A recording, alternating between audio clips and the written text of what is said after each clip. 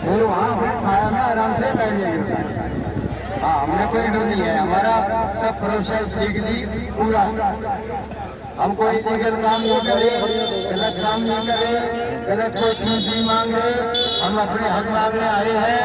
इसलिए दिल्ली सरकार से, दिल्ली के मुख्यमंत्री महोदय से, परिवहन मंत्री महोदय से ये निवेदन करने आए हैं कि ये जो 70-80 साल के बुजुर्ग लोग धूप छाए में भूखे प्यासे मरते फिर रहे हैं, इनकी समस्या का समाधान करो। और मुझे उम्मीद है कि दिल्ली सरकार जल्दी ही आपकी समस्या का समाधान करेगी। बाकी अभी जैसे पुलिस वाले भाई साहब बता के गए थे कि 2 बजे गहलोत साहब आ जाएंगे, परिवहन मंत्री महोदय आ जाएंगे, तब वो आपसे मिलकर बात बताएंगे। अब मैं आपसे एक बात और शेयर करना चाहता हूँ ताकि आप लोग फिर मुझे ब्लेम ना करो।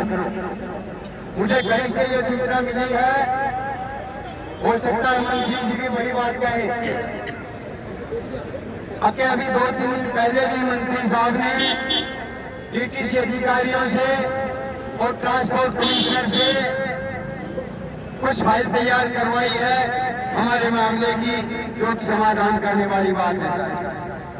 लेकिन अब क्या कहते हैं गहलोत साहब, मंत्री महोदय क्या कहते हैं, उनकी बात भी सुनकर फिर आप लोगों के बीच में बताया जाएगा। हम जहाँ से भी पता कर सकते हैं वो करते हैं। इसीलिए अभी 10 मिनट पहले मेरी बात हुई है किसी यही सचिवालय में ही, उन्होंने ये बात बताया है कि मंत्री महोदय लगे हुए हैं जोर शोर से और आपकी फाइल प्रोसेस में चल रही है, उसका स्थायी समाधान होगा। मैं ये कभी नहीं मानता, मैं ये कभी नेगेटिव सोच नहीं रखता कि नहीं होगा, क्योंकि जनता जनार्दन होती है, आप लोगों की एकता है। 20,000 आदमियों की दुआएं और बददुआएं हैं, 7,000 विडो लेडीज हैं जो, उनकी दुआएं और बददुआएं हैं सरकार के साथ, मंत्रियों के साथ।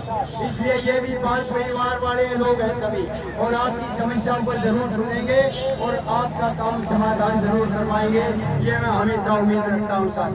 सरकारें आती जाती रहती हैं, सरकारें आती जाती रहती हैं, किसी की बकौती नहीं है सरकार, किसी की बकौती नहीं है हमारे हकों को छीनना, और ना ही किसी की ताकत है जो मजदूरों का हक छीन ले जाती है।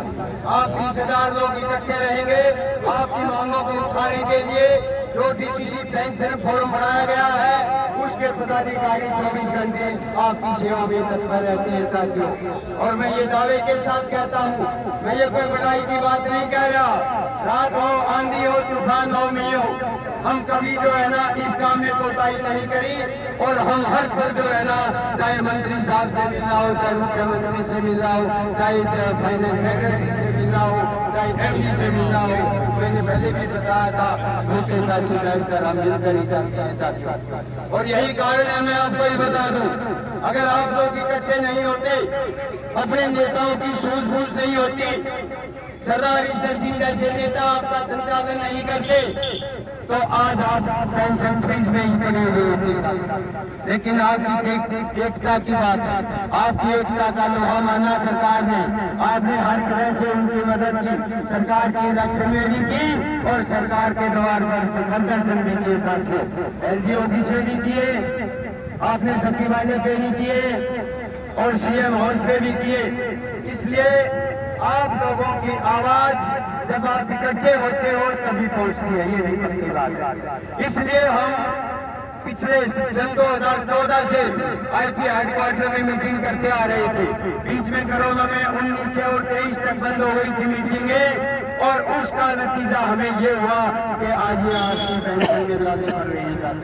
लेकिन 6 जनवरी 2023 को हमने फिर ये बीड़ा उठाया और आप लोग इकट्ठे हुए, और थोड़ी तादाद में नहीं, जितने तो पहले इकट्ठे नहीं होते थे उससे भी ज्यादा तादाद में 6 जनवरी को इकट्ठे हुए, उसके बाद 15 मार्च को भी इकट्ठे हुए, उसके बाद 15 जुलाई को भी इकट्ठे हुए।